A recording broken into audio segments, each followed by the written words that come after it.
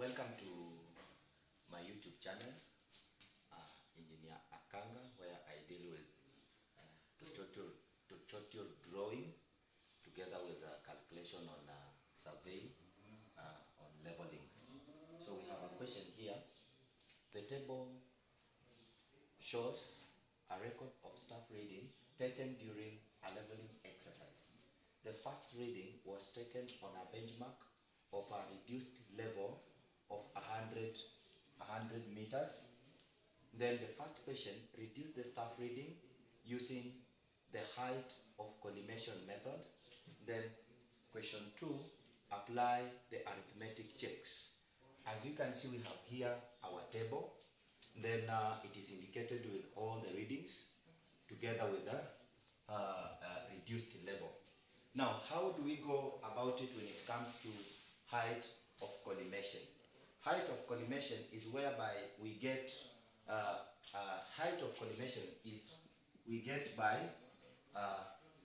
adding RL, of which we have been given, plus backside, whereby our reduced level of 100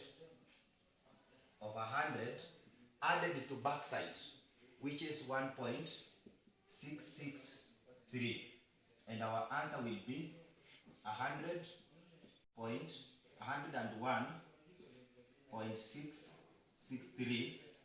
That one becomes our height of instrument or height of collimation, 101.663. And now, how do we get our reduced level? For instance, we have been given our first reading on reduced level. Now, how do we go about it? When it comes to height of collimation, you get RL. RL is calculated by height of instrument minus intermediate site, or height of instrument minus foresight, whereby we have our height of instrument as this one.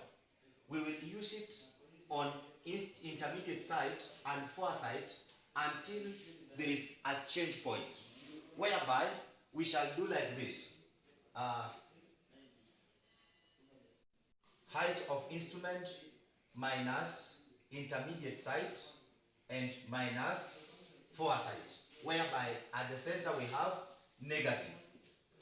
And when we do like that, we shall have our reduced level before the change of station as 98.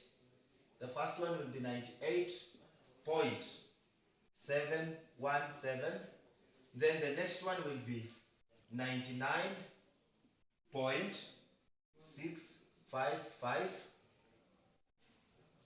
Then the next one will be 99.51. Next one will be 99.078. When you reach here, you will discover there was a change point. And at the change point, before we obtain or we continue with getting our RL, we will look for a new height of instrument or height of collimation. And as we had looked earlier, height of instrument is reduced level plus the backside, whereby our reduced level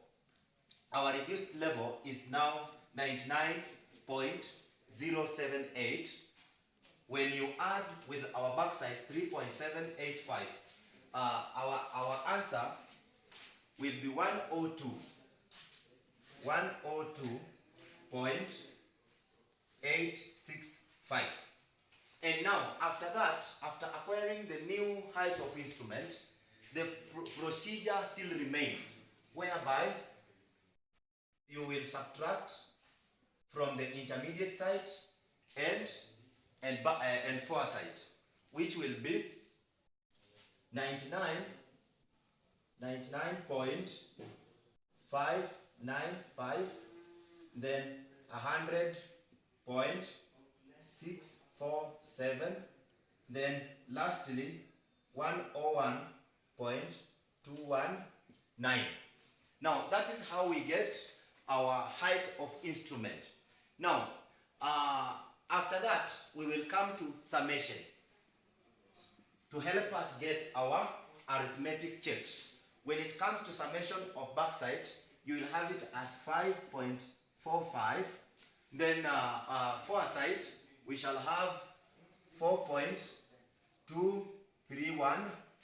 Then you apply the arithmetic checks.